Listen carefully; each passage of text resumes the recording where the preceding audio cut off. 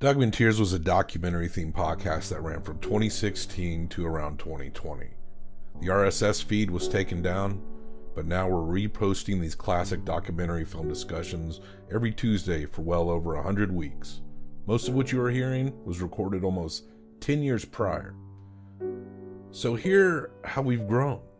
In some ways, we've changed, and maybe you can hear us in the process of those changes.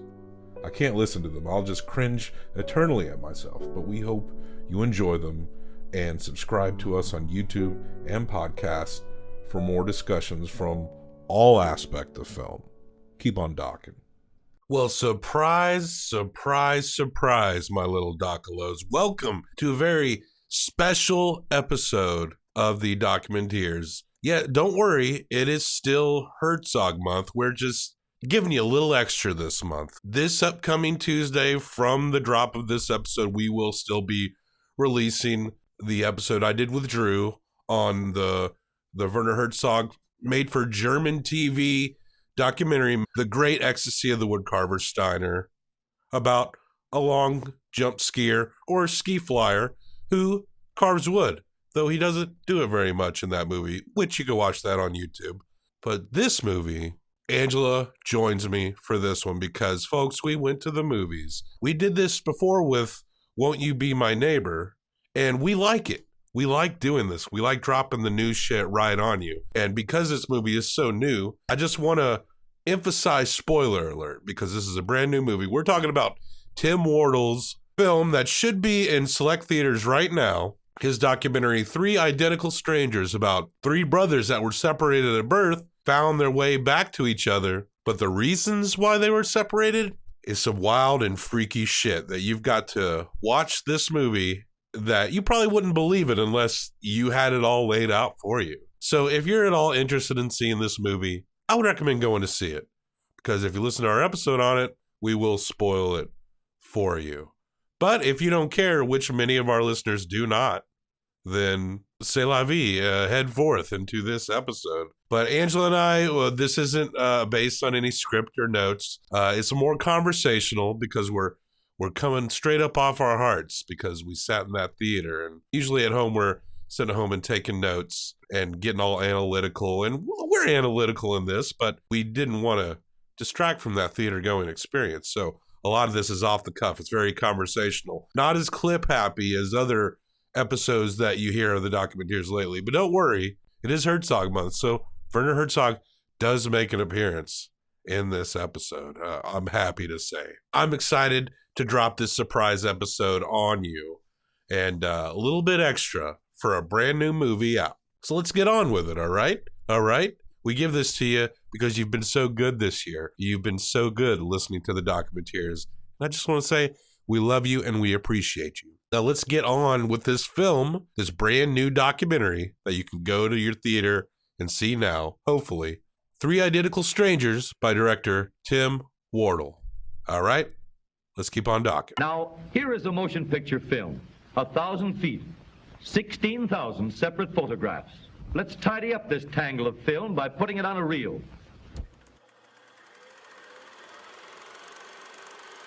As I reach out to knock on the door, it opens.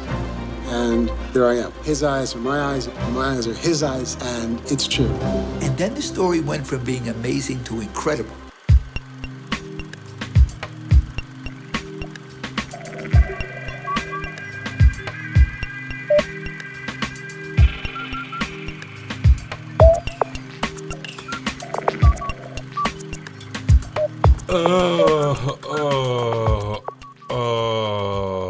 I'm now recording.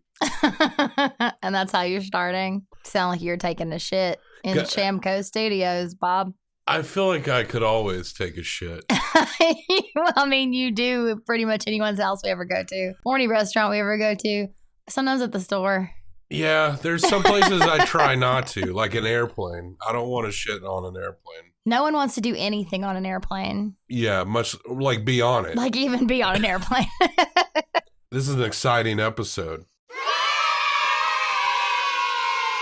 This is a super exciting episode. It's a super secret surprise episode. I know. I feel like everything's blocked out for the next few months, and I don't know where this is going to fit in. I'll probably just have to throw this up when it's ready. Just like on a special rando day. Probably just be an extra. We're scheduled up. That's so exciting. We're pretty booked up on the Documenteers, up at least to the end of October. Because I know we watched Mr. Rogers and then we did that as an actual episode, but these ones that we actually see in the theater, they are kind of separate from everything else that's happening. That's true. And stylistically, they got to be different because when we go in, you don't want to sit there and take notes while you're watching a movie. So we're getting the experience of the movie, the full experience, because we love going to the movie theaters. We went to our fancy schmancy part of town here in Nashville, paid like $40 for a lunch. That was pretty good. It was pretty good. It was a good lunch. I guess $40 nowadays does not seem like that much for two people. I think it was like $32. It's $7. Oh. Yeah. That's somehow worse. Yeah.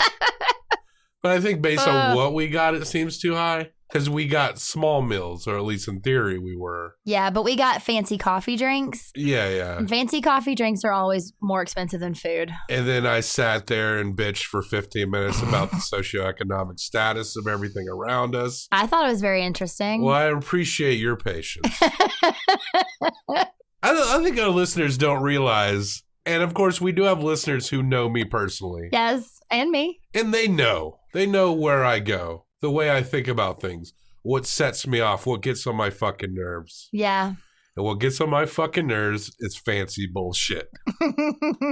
You know it. Yeah. I know it. And I think I have a very good, valid social, political reasons for doing it because I think a lot of bullshit is just a fucking facade and that people, maybe their intentions might be good, but are perpetuating a class divide. Yes. In a lot of ways. I don't expect people to be like me. I just want to have a conversation is all I'm saying. And if I get kind of worked up in that conversation, don't take it personal. But that's not what this show is about. Not at all. This show is about documentaries because we love documentaries. We like information. We like being entertained by true stories. That's why we talk about documentaries. And like, no spoiler, we also like being surprised by the documentary that we're going to see. We went to the theater. We went to our yippy dippy part of town to the Bell Court because we're members there. See, now I sound like a yuppie. We're members of the Bell Court. Whatever. We also got that membership because I wanted a silent auction fundraiser. Yeah. Also, we're very charitable people. But anyway, all I'm saying is we love the Bell Court.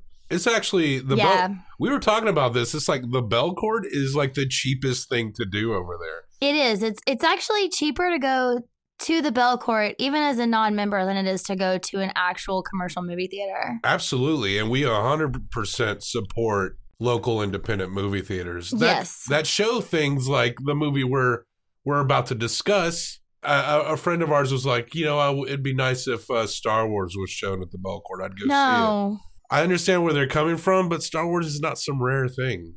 And look, this might be a controversial statement. Star Wars is not even an interesting thing. It's kind of been trotted out like a lot. It's interesting that you said that. Cut this out if you want. Nope. I was going through my closet today, getting rid of clothes, and all 3 of my Star Wars shirts are in my giveaway bag. Oh, yeah? I'm just done for now. Well, you look cute in them. Well, thanks. But you look cute in most things.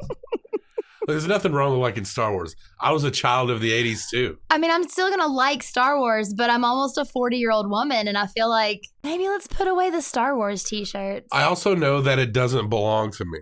Yes, new Star Wars is for the children. And you know what? I'm not even against the new Star Wars. I find them entertaining. Me too. I enjoy them. If anything, it's not even so much Star Wars I'm upset with, but the swirling protons and neutrons of people like going around and around them, Yeah, it's also kind of Star Wars overload right now.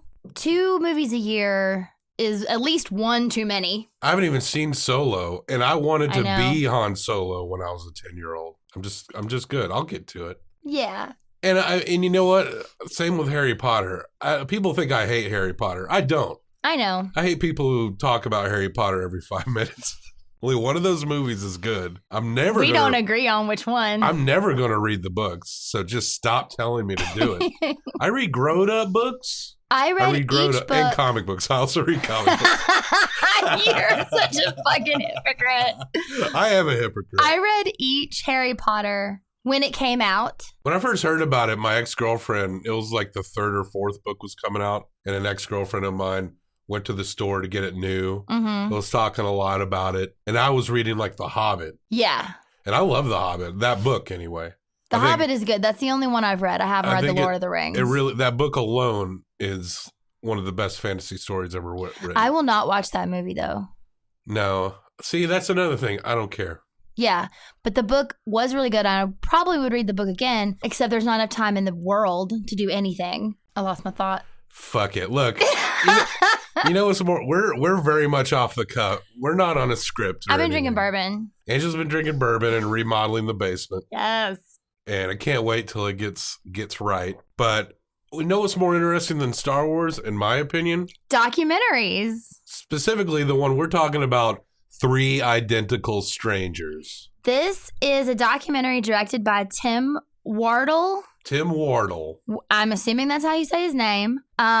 This is a really great one. We discovered this one because there was a preview for it when we went to see Won't You Be My Neighbor? Yes. And immediately we were like, we have to see this. We have to do this because honestly, it sort of skirts against our original idea for the show of doing true crime. Because to me, as you will see, by the time we get to the end of this story, there was some sketchy actions taking place. Now, I'm sure I'll cover this in the intro to this episode. There's always a spoiler alert element to the Documenteers. If you haven't seen the documentary, obviously we go through it and we criticize it or laugh at it or praise it. Because this movie is so new, this is definitely spoiler alert. Yeah, please go watch this movie. You're really up on this movie's dick. I like this movie. Okay, I mean, I do too, but I have some problems with it. It's not perfect.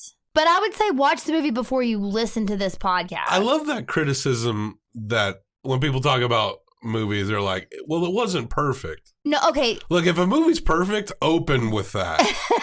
Well, I think we have in the past. When a movie's really great, we say it immediately. We'll talk about my issues. Specifically about the movie, not my other issues that I may have. You know, Ant-Man and the Wasp, it wasn't perfect. I know what you're saying. I just mean you acted like I thought it was so great. And to quote you, was up on its dick. But I it's not that great. But I just think that now if you're concerned at all. No, I'm just saying, like, if you are concerned at all about the spoilers, like, this is a really good one that takes a left turn that you don't see coming. There had been, if you watch the preview for this, there is a suggestion that there's more than meets the eye to this story. Mm-hmm. But they don't go into what that is at all until you see the movie. And we're spitballing here. We're not, like I said, we're not going off notes. So there could be a lot that we miss. So there shouldn't be, hopefully there will still be something for you if you still want to go see it. But if you're thinking about seeing this movie and you're listening to this and you haven't seen it, go see it. Yeah. Go check it out. It will be an entertaining evening. Yeah. So let's jump in. We meet a guy. His name is Bobby, right? Bobby. Robert Shafran. Great name. Great name. Robert Shafran. He starts talking about how he had always known he was adopted. He went to college. He drove this old car. His car was called the Old Bitch? Yeah, he called it the Old Bitch. He talked about how he'd been adopted by this family. It was like an upper class family. His dad was a doctor. He'd always known he was adopted. And him heading off to college was like kind of a big deal because he was like going to go out on his own. He goes to the Catskills to Sullivan Community College. And everybody is like, hey, Eddie. What's up, Eddie? Girls are kissing him. Guys are high-fiving him. Everybody's like, we're so glad you decided to come back to school. He's a freshman. Everyone's loving this dude. And he's never stepped foot on this community college campus before. Yeah, so then this guy runs to his room. He like checks into his dorm, and almost as soon as he closes the door, there's like a knock. And this overly excited guy shows up and is like, he knew Eddie wasn't at school. So he's like, who the fuck is this guy pretending to be my best friend? And then the guy turns around and he sees Bobby's face and he's like, you have a twin. Like there was no doubt in his mind for even half a second that this was not, that they were not twins. He was like, when were you born? What's your birthday? He was born on July 12th, 1961. He said what hospital he was born in. They call Eddie on the phone. This is the part, okay, this is my biggest problem with this whole thing, is that I'm okay with a little bit of reenactments because they don't really show faces. You know, it's sort of like shadow reenactments and like just to set the mood and the tone and give you the feel of the time, because a lot of this story takes place in the 60s. The biggest problem I had was when they reenacted this phone call. And they reenact this phone call between Bobby and Eddie. Bobby's telling the story. They've got this like warbled recorded voice that's supposed to be Eddie's voice, but Bobby's still moving his mouth. It's hard to describe, but I didn't like it. It's like that awful documentary that was made about Kurt Cobain and Courtney Love, where they're speaking over recordings. Is not good. Soaked in bleach? Yeah, that was terrible. That was a terrible. Don't spoil if we ever do that one, that we hate that movie. I mean... That is some awful reenactments, though. Listen, reenactments are really hard to do good. I thought they did an okay job in this one. The reenactments, yes. The phone call was the only thing that upset me. I noticed the reenactments right off the bat, but I felt like they were done in a way where they weren't as noticeable as the movie went on. It was a lot more subtle. It was, and they used as much video as they could and photographs where they could. Mm-hmm. They just didn't have a whole lot of video because, again, these boys were born in 1961. This is 1980. 1980, they're 19 years old when they are finally talking to each other. Bobby and the friend drive to Eddie's house to try to meet him. He said he opened the door and looked at his face, and he said it was like looking at himself. Describe the photo of these boys looking at each other. Well, it's a profile of Bobby and Eddie. They're facing each other. They've got these big grins. They grin like motherfuckers all throughout this movie. They've got these big infectious smiles. Yeah. They're a couple of Jewish kids with some Jewish fros, and it looks like they're looking in a Jewish mirror, basically. They're very cute. They're so charismatic, and they just are looking at each other like they're looking at the greatest thing they've ever seen in their lives. I could imagine. I know. Because obviously that's happening to them. And they know right then that they're going to tell this story for the rest of their fucking lives. Yeah. There had to be something. They don't talk about it necessarily. I mean, they said they felt like the same person. They felt like they were looking at each other. The friend says it was like they were more clones of each other than brothers. There had to be something physical that happened to them when they were in the same space. Like they moved. They sat in chairs the same. They dressed alike. No, that might have been a little gimmicky, but they also said they liked the same things. So that's cool. But so, yes, they're like, okay. We're twins. We're twins. So they take this to a newspaper man. Yes. And the newspaper man's like, holy shit, what a story. First, he has to verify that this is true. And oh shit, this is true. And then the story gets out. It makes the circuit. Suddenly someone calls. And his name is David. Yeah, David Kellman. And yeah, he called and he was like, I'm looking at myself. I think I'm the third. And yes, David, it turns out that they were triplets separated at birth. Yeah. And they all verified each other based on birthday, the adoption agency that they went through. What was that called? Louise Wiseman. Louise Wise. Louise Wise. And the fact that they all look exactly the fuck alike. So much alike. Minuscule differences. One might have been a little heavier than another. One's hair was a little bit shorter, but like they looked the same. And one's penis was slightly chubbier. You are so dumb. You are really dumb. For real. I don't know about that. We've gone through the part of the movie that is pretty much like the trailer. If you haven't seen this movie, this is the part that will be told to you. Yeah, and at this point, because they've talked about it, we've met David, present day. Now, some of the parents... You can imagine as they've all gotten together, now they're all inseparable. And they're all hanging out and they're going on talk shows left and right. This is Donahue days. So we're in the 80s. A lot of this movie takes place from the end of the 70s. They meet in 1980. The mid 90s. There's one little tiny story that one of their aunts tells. I can't remember which aunt this is. Maybe Bobby's. But she talks about the first time they all three were together. Like when David came to meet, it was at her house. And she said they went from meeting each other for the first time to the three of them rolling around on the floor like puppies. Yeah. You just knew, and it was like magic. They just were instantaneously so comfortable with each other and just loved each other so much. Now, you have to ask yourself, and the parents involved in this did ask this question. Yeah. Why? Yeah. Why is this like this? Why were these children, these triplets, separated? Right, because they were like, if we'd known... maybe we wouldn't have split them up. Like, they could have known each other through their lives. Like, they could have been together. But just why? Why did we never know? Why were we never told? So they all go together. They set up a meeting with the Louise Wise. The parents, yes. The parents do. The boys, you know what? At this point, the boys have an apartment together, and they are just like fucking and doing drugs and going to nightclubs and having a big old time in the city. Yeah, they end up opening up like a restaurant. They do later, like in like 1988, they open up a restaurant. So not right away. And they had a New York bachelor pad that smelled like cum. Oh, God. Yeah. So much like cum. Drinking and drugging all the time. But the parents go to Louise Wise and set up a meeting, and they look at them and they say, why? Why? And they're like, well, we thought it would be easier on them because we didn't think we could adopt out like triplets. Like that'd be too much for potential adopted parents. And this is a Jewish adoption agency that takes in Jewish kids and puts them into other Jewish families. And so the parents aren't really satisfied with that answer, but that's the answer they got. So they walk out. And one of the dads is like, I forgot my umbrella. Yeah. Walks back in. They've busted out the champagne and they're fucking toasting each other. Yeah, they're celebrating. He said it was like as though they had just gotten out of life in prison or something. They're celebrating something. And even, but he didn't say anything. And even having seen the whole movie, I have to ask, what the fuck were they celebrating about? Because they don't want to be sued, which later does happen. But they thought, oh, we got one over on these dumbasses. They're satisfied. They're just gonna go on their merry way. And maybe they would have if that like doubt hadn't been put in this father's mind. Mm-hmm. So yeah, they were all the same agency. The agency thought they got away with it. They kind of try to just go on with their lives for a while, for sure, because they don't know what really to do. So in this time, they're, rock and rolling around New York, and they're in a movie. I remember watching this movie when it was new.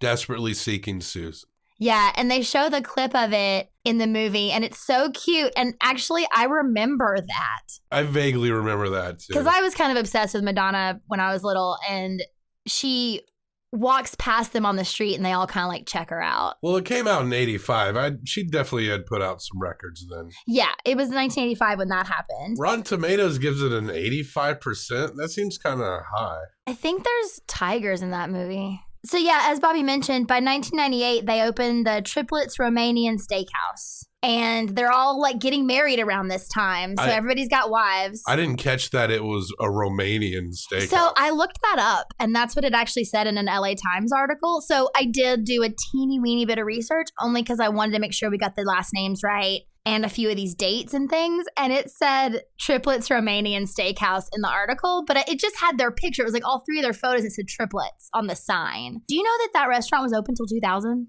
Really? Yeah. So it stayed open for a while, but as I mentioned, they were all kind of getting married. They were learning how to like kind of navigate the world, and they started having some disagreements about different things. They felt like they all weren't putting in the same weight at the restaurant, and there were some arguments, and just a few years after it opened, Bobby actually left. Their tagline when they go on these game shows, when they go on these talk shows, was that they like the same women and they smoke the same cigarettes. And what was the third one? There were like three things they always said. They like the same colors. Yeah. But those are such surface things. Yeah, and they're also looking for these things in each other. Yeah, they said it was like falling in love with someone. You're only looking for the similarities and the good things. And then when you try to start living day to day, the differences start coming out. Around this time, while they're working the restaurants, another pair of twins, these two young women, started appearing on talk shows about how they were separated at birth. And guess what adoption agency they went through? Louise Wise. Louise Wise.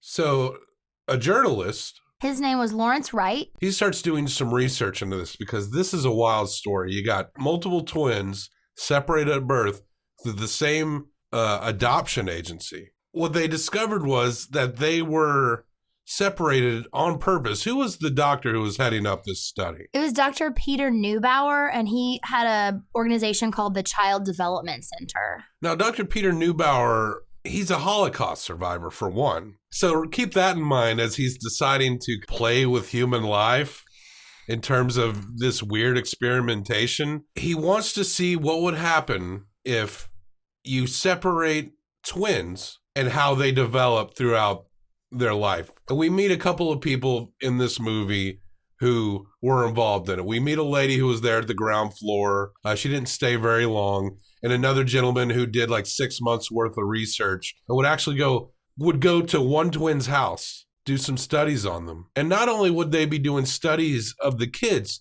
they'd be doing the studies of the parents. Because here's the thing with the triplets. And everyone thought this was just a fascinating thing. Bobby, I believe, came from a more well-to-do place.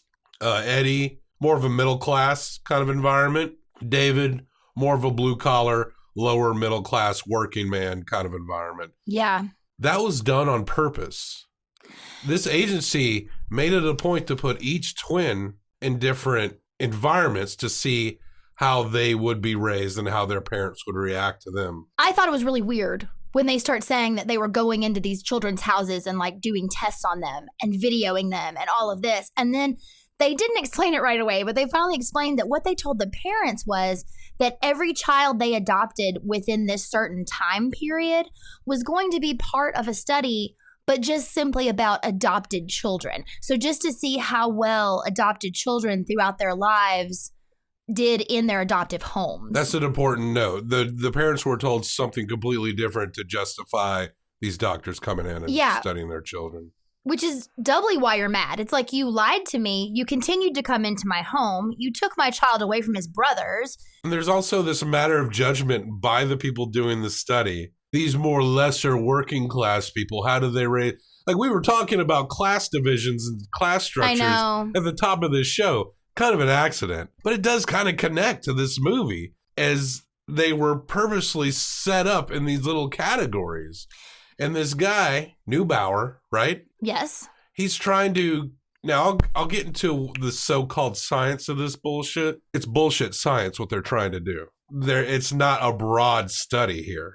You're talking about they're all Jewish, so they have that singular cultural background, right? Yes. It's not like you're going like, let's see what happens with these black kids or these like Irish kids or like these Spanish-speaking children. The only thing that they accomplished was like, what happens when you separate Jewish twins? That was the study that they did. Well, and one thing that should be noted is all of what we're saying that they were doing and the studies that they were trying to do.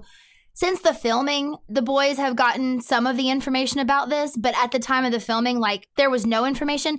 And the reason is because Dr. Peter Neubauer, before he passed away, he had all of his research findings locked and sealed until 2065 or 66. And the people who are the custodians of these documents is the Jewish Board of Family and Children's Services. They used to have a different name back in 1947, when they were founding or backing the Child Development Center of Dr. Neubauer. So this was they don't even really talk about that much, but this is definitely like a study of Jewish children. Yeah. It's not a study that you can just apply to humanity here. All of humanity. These are specific environments. There's nothing broad about this. If anything, this is lazy science. And it's unnecessarily cruel. I mean, it'd probably be unnecessarily cruel even if you did diversify your study pool. Well, and the thing is if they found something that was so groundbreaking and was going to help humanity and be such a big deal to everyone,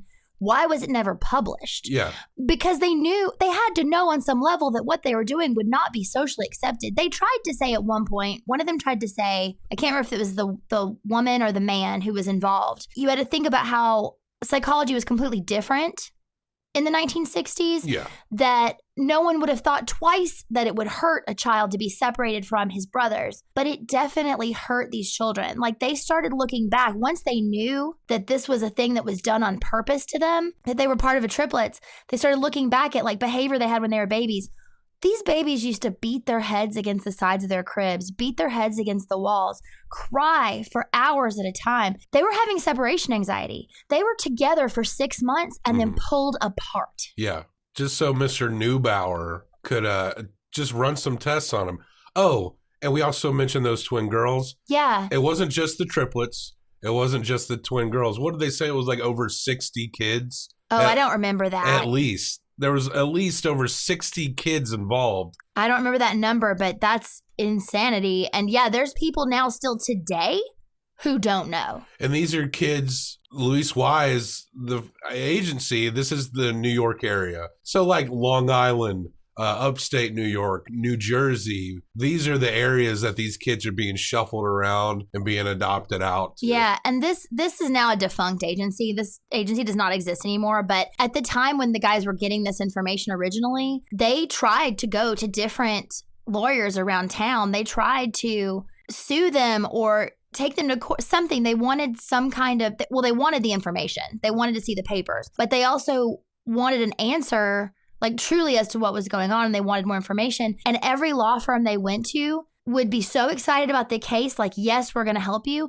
And then within a matter of days, every one of them would come back with a response of, there's a conflict of interest, we can't help you, because this was such a renowned agency that people all over the city were trying to adopt from them. Mm-hmm. And so they just kept hitting these barriers. But yeah, there's people still who don't know. It's later revealed in this documentary that these boys who grow up to be men, right? I keep calling them boys, but that they have their own psychological problems, their own versions of depression. Mm-hmm. Bobby, you know, it was interesting to point out when they opened up that restaurant, Bobby was the one he left. said he wanted out. Bobby comes from a more affluent family. His dad was like a doctor or a lawyer or something, and the mother was also had like a really good job, mm-hmm. I believe. I think she was a lawyer, maybe. He wasn't that like get your hands dirty, roll up your sleeves kind of guy. Right. And these other two, his brothers, they had no problem like diving in and making sure like a restaurant works. But he wasn't as hinged on that as the other two were, because they come from a more working class kind of background. Yeah, his aunt also made a really good point about that too, because she said, you know, they didn't grow up together. So while they felt like they were very similar, their differences were starting to come out. And because they didn't know each other from children, they didn't have the ability to compromise with each other. They didn't know how to navigate an argument with each other. And everything was so much more intense than it maybe had to be, because they didn't know how to communicate on that level. I could imagine that would be such a mind fuck. You got someone who looks just like you. You never knew him up until you were like 20. And then when there's a blatant friction, when there's a disagreement, it's got to be flabbergasting that something that looks exactly like you is disagreeing with you, mm-hmm. when you spent all your life thinking that there was only one person that looked like you. Yeah. Why wouldn't they think the same thing you did? It'd be like, in their brain, it's like I'm arguing in a mirror. It's like, no, you're not. Why is the mirror arguing back at me? I could imagine that was a real headache for them to deal with. And then this is, I think, also around the time where, so it really upset Eddie, like really, really bad, that Bobby left the restaurant. It's about a third of the way into this movie, I realized they're not talking to Eddie. Yeah, no, Eddie's not in this movie. And this is when we find out that Eddie had some issues with depression. But we also find out at this point that a couple of the boys, when they were in high school, had psychiatric care. I don't know if it was Eddie's first time, but around now, like in the 90s, he was put in a mental hospital for a little while, got back out. They thought everything was okay, but it was something he struggled with forever. And the boys had kind of separated at this point. Eddie and David were close, but Bobby was not there. And it was always just never really good. And they talk about Eddie didn't necessarily have, as Bobby mentioned, the greatest relationship with his father. His dad was more like, I think it was David, right? Who had David had a working class family, but his dad was the Bubala. You're right. So they called David's dad Bubala. He was like the glue that held the boys together. And after Bubala died, you know, they look alike. They look alike. I know. But after Bubala died, that was also something that hit the triplets really hard. He actually died, I think, right before Bobby left the restaurant. I think he was kind of the one who was their biggest cheerleader. They called him their glue. Yeah. Like it was always important to him that they were all together. But yeah, Eddie was always real big on family. I actually caught something in the research I did that wasn't in the movie. Eddie moved multiple times to live physically closer to his brothers once they moved out from each other. Like he would move. He actually, when Eddie died, he lived across the street from David. And it was a day where, and I know I just said that he died, but obviously he's not there. They were at the restaurant together. David was in the back in the kitchen. Eddie was supposed to be out front. And then all of a sudden, David realized that Eddie wasn't there, and he called his wife, who was at home, and said, can you look across the street? Is Eddie's car at the house? And she's like, yeah, it's there. Do you want me to go over? And he's like, yeah, go over. And then she called him back and she was like, you need to come home right now. And Eddie had shot himself.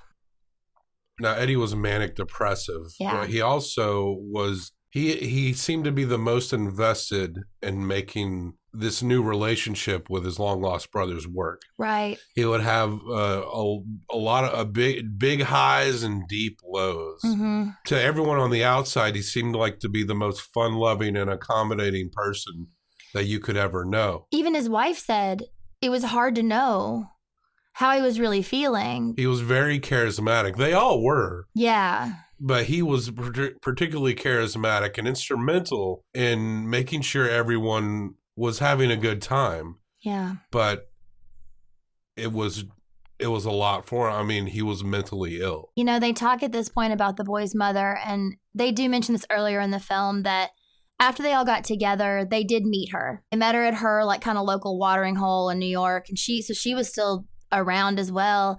And she basically told them, you know, she was young. She got pregnant. It was basically like got pregnant on prom night. She couldn't believe she was going to have triplets. It wasn't in the cards for her to be a mom right then. So she gave these boys up for adoption. They said they could almost tell that she'd never forgiven herself for it. And she seemed to be someone who maybe drank a lot.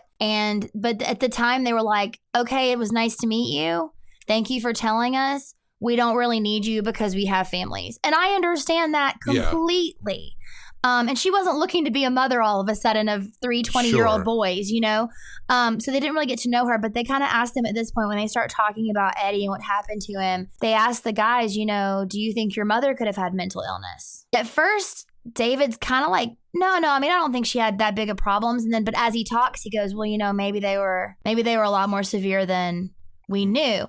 Yeah, people don't often put their kids up for adoption because everything's rosy and great. Yeah, we actually, and then at this point, they cut back to the twins, the girls, and they're talking to one of them, and she's talking about how she did research into what was going on, like trying to find her birth mother. I can't remember exactly the story, but there was mental illness there as well. Their birth mother had schizophrenia. Right. Then there's a question of, I think at this point, we cut back to Lawrence Wright, the author, and it's like, was he studying particularly twins and triplets whose parents had mental illness, separating them to see, again, is it nature or nurture? But it's not even just, is it nature or nurture for like their personalities? It's also like their mental illness or potential mental illness. I want to mention real quick before I forget, all these boys had sisters that were 2 years older than them. Oh, yeah. That's the other thing. Because you said this earlier. They were talking about like they were also looking at the parents. And then they said, well, they put them in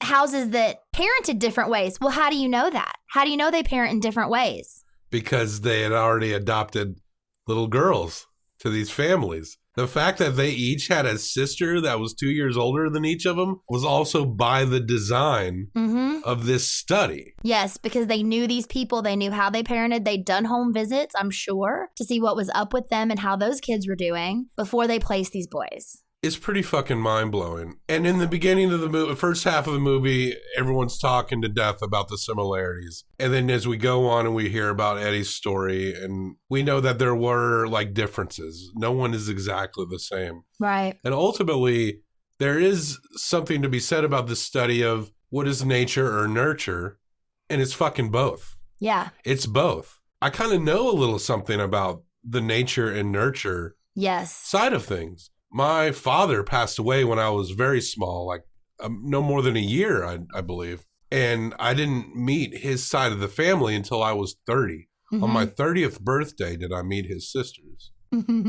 They're interesting folk, no doubt about it. We love them. They're from Massachusetts, right? And my cousin had found me on Facebook because I had Facebook then. I'm not on it now. We love her too. But we do have a Facebook fan page, Documenteers. You can check that out. Yeah. And there were certain things there, like strawberry birthmarks. Yeah. Certain features. I look more like my mother's side of the family, but there were some certain small features that I do have. Also, you do. I shake my leg like crazy. And apparently all my aunts also do that as well. But there were like mannerisms. Also, I've always been like a goof ass my whole life, right? But my mother's side of the family, not that playful. No. But my father's side of the family, a lot more prone to laugh and to cut up and shit like that. So there's things like that. And you all like blue cheese. Yeah, all like blue cheese and shellfish. So there is these aspects, but I'm also a boy that grew up in the South. I was raised with my grandmother. She was like a stubborn bitch. I mean that in a good way. She'll never listen to this. And I can kind of be like a stubborn bitch sometimes myself. Yep.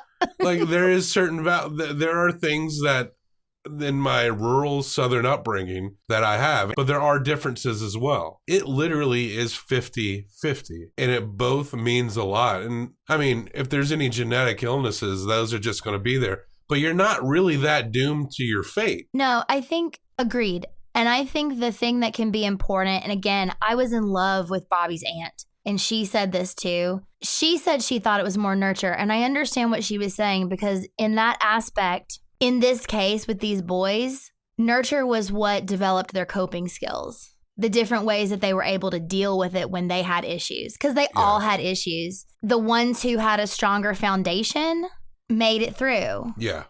And the one who didn't. Mm-hmm. And that's heartbreaking. That in a different situation, it didn't have to turn out this way. It's important to note, too, that, like, I was considered very, very boisterous kid by the standards of my mother's side of the family. But by your father's side. By the father's side, I'm actually probably would be relatively tame. I kind of hit right the middle in that regard. I also have an aunt, Linda. She'll never listen to this. You can see that she projects her brother onto me.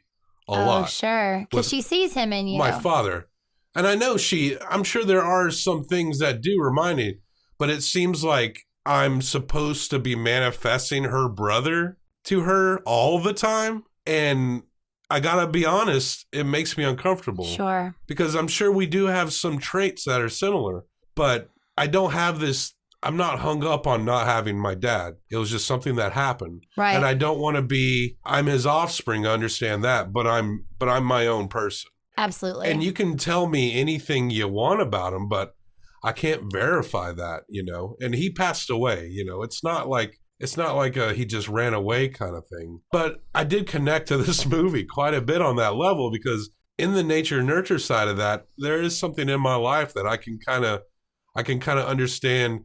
I don't have a story like this. This is a wild fucking story. Yeah. But in some ways, I kind of understood that nature nurture side of things. Man, is there anything we've forgotten? Nah, I think we're good. I do too. That feels like a good stopping place. This shit is sealed up in Yale.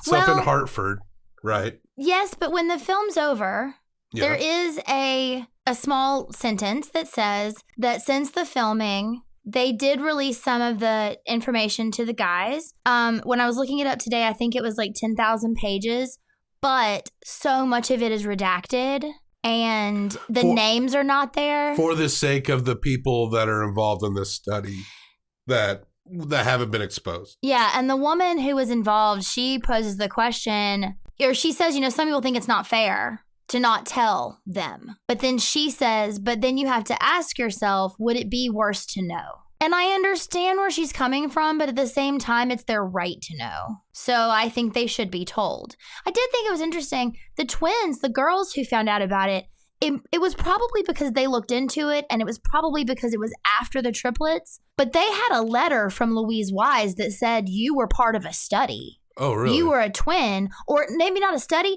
but at least said you were a twin. Here is your twins' information or something. Like it connected them somehow. Like they had a document. Now, that may be because they asked, though. Like if I were to go and say, am I one? They'd have to tell me if I was or not, maybe. I don't know. So they've gotten some information, but nothing that really gives them hard answers.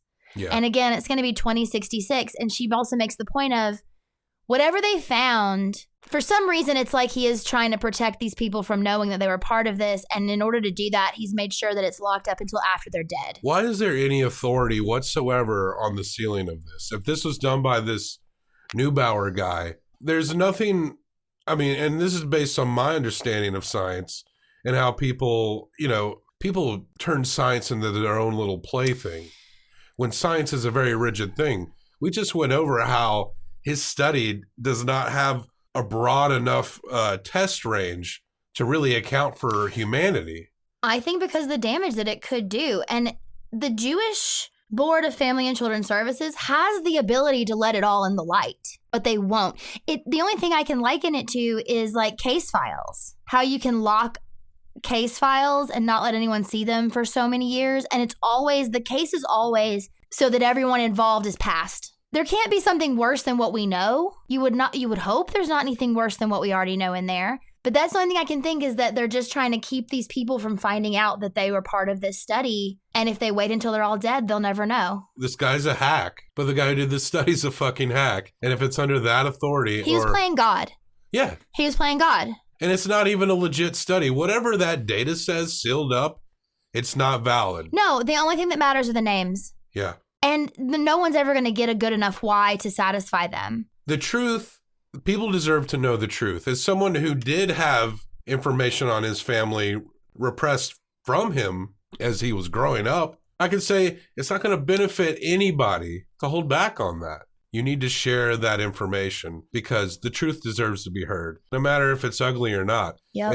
And if this idea that it could totally disaffect people, well, I mean, if people are easily disaffected, it's because of what you've done to them. Yes. And the real reason why they don't want this information out is because they'll get the shit suit out of them. Well, they're still trying to do that. More than what's happening right now. And if they let these names out, then you'll have 60 plus people taking you for all you're worth. Mm-hmm. Because that's the only way you can hurt anybody in this country is you go after their wallet. And they deserve to lose fucking everything. I agree. Well, that's good. Angela, we don't rate in a star rating scale. We sure the fuck don't. That's for losers. That's for posers. That's for shady adoption agencies that separate kids for their own like knowledge and fun and amusement. And they were just profiting. And that agency was just profiting. Yeah, we rate under the Herzog rating scale, the scale that keeps twins together. Oh, wouldn't you love to somehow have Herzog interview Neubauer? I know Neubauer is totally dead, but like I could see Herzog standing in a Jewish cemetery over his grave, just asking him questions. Why? With some monologue about the worms. Nature here is vile and base. I wouldn't see anything erotical here. I would see fornication and asphyxiation and choking and fighting for survival and growing and just rotting away. That sounds great. I think I want to see that. Oh, man. But anyway, you're going to give this movie 1 through 5 Herzogs. Mm-hmm. I'm going to give this movie 1 through 5 Herzogs. We'll combine them like a twin unification after 19 years for best out of 10 Herzogs. Angela, what do you think of this movie? I thought it was really good. I am so glad we watched it. I had really wanted to see it for a long time. I was excited. I was not let down. There were only a few, again, like I said, technical things that I didn't enjoy, but I thought that the reenactments were done extraordinarily well. I loved the way, I think there's only one time where the film director speaks, and it's because he's going to play the guys a video. He brings them together at the end and plays them a video, and so he talks to them and asks them how they feel about it.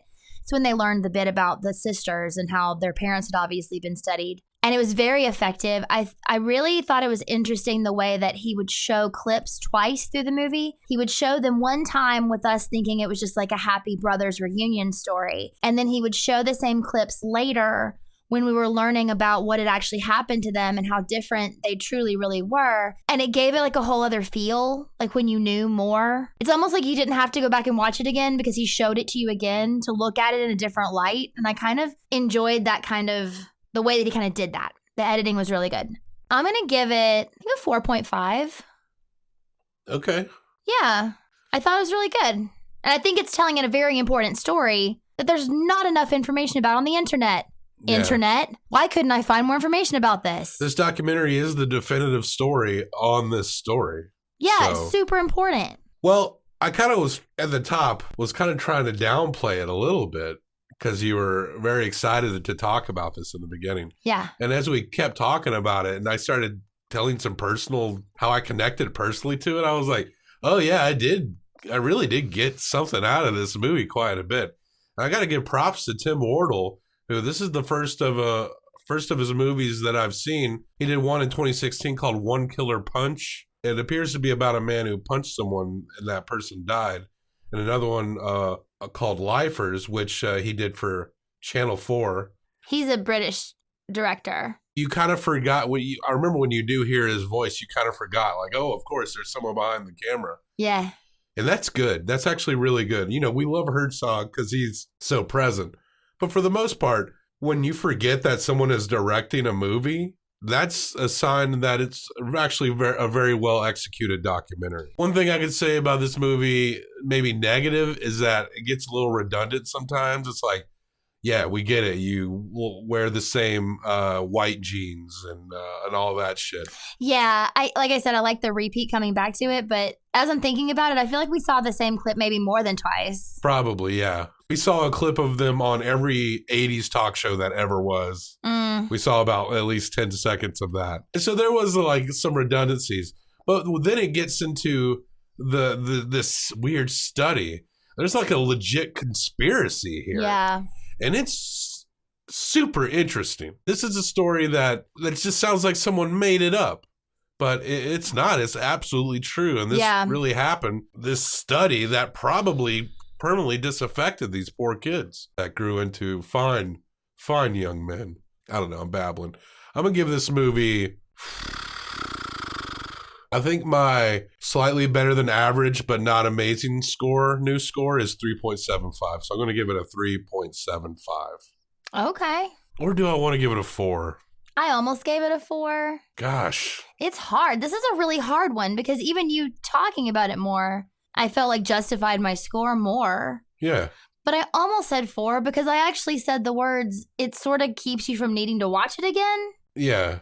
Which is, I think, maybe a negative. Yeah, I don't know if I'll watch it again. And but I may not watch it again because I'll never forget this story. That's true. You don't need to because it's so insane. But I would totally recommend people watch this movie. 1000% watch this movie. You know, you stick with your 4.5. I think I'll stick with my 3.75. Okay, that's respectable. And that brings it to a nice score of math. 8.25. 8.25 out of 10 Herzogs. That's a great score.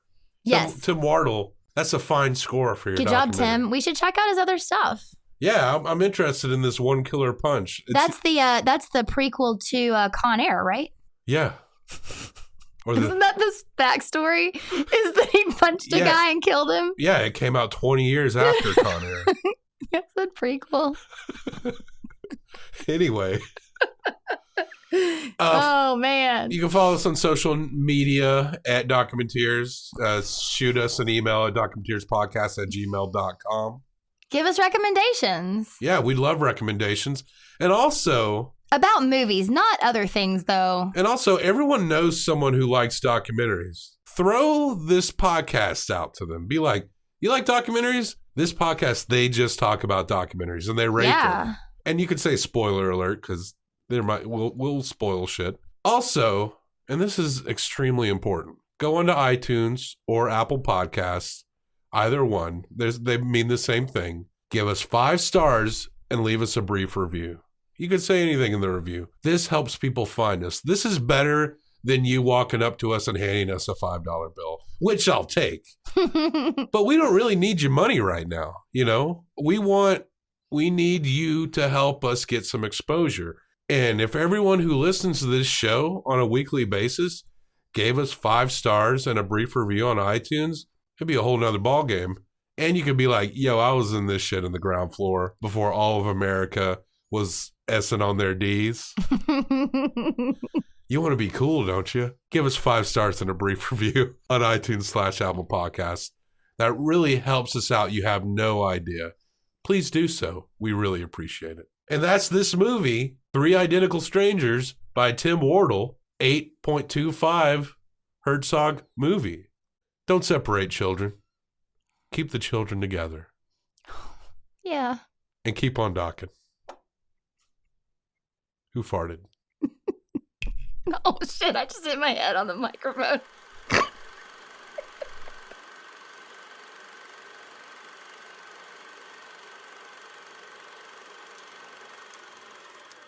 Well, you're not seeing double. You are perhaps in a moment going to be seeing triple. Eddie Galland, Bobby Shafran, and David Kellum. They are Kelman, and they are triplets. Found a lot of similarities. Dear Bob. Oh, I don't. Now you're 20. Go get a job. Thank you. Happy birthday, dear Eddie. I hope you are ready. Okay, that's number 2. Hold it up. And happy birthday, dear Dave. Oh, well, okay, shut up. Happy birthday. Are we supposed to take these with us? No, we're supposed to eat them. You kidding? I don't like it because it's so artsy-fartsy.